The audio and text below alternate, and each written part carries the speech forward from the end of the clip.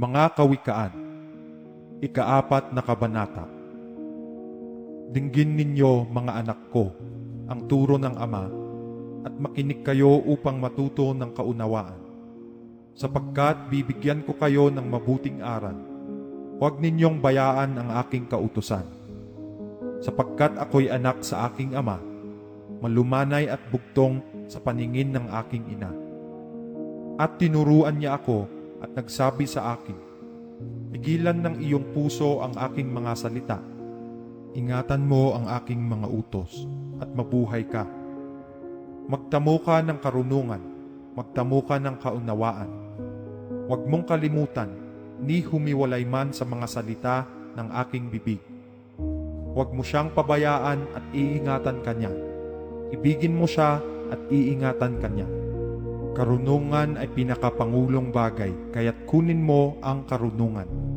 Oo, sa lahat mong kukunin ay kunin mo ang unawa. Iyong ibunyi siya at kanyang itataas ka. Kanyang dadalhin ka sa karangalan pagka iyong niyakap siya. Siya'y magbibigay sa iyong ulo ng pugong na biyaya. Isang putong ng kagandahan ay kanyang ibibigay sa iyo. Dinggin mo, o anak ko, at iyong tanggapin ang aking mga sinasabi, at ang mga taon ng iyong buhay ay magiging marami. Aking itinuro ka sa daan ng karunungan, aking pinatnubayan ka sa landas ng katuwiran.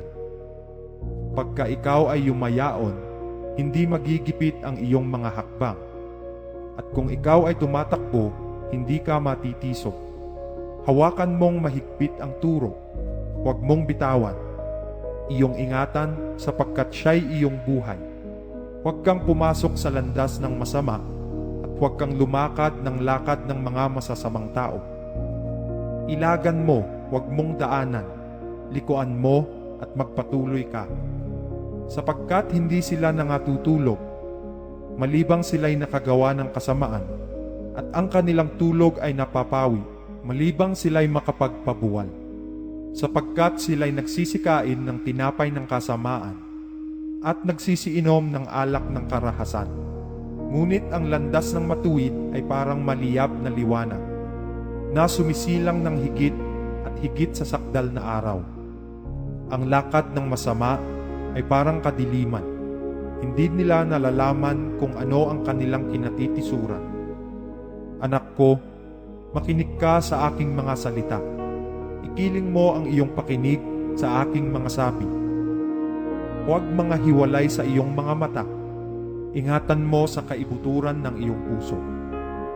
Sapagkat buhay sa nangakakasumpong at kagalingan sa buo nilang katawan.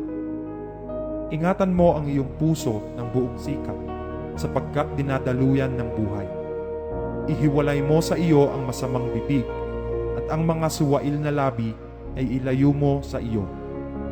Tuminging matuwid ang iyong mga mata, at ang iyong mga talukap mata ay tuminging matuwid sa harap mo. Papanatagin mo ang landas ng iyong mga paa, at mga tatag ang lahat ng iyong lakad. Huwag kang lumiko sa kanan o sa kaliwa man. Ihiwalay mo ang iyong paa sa kasamaan.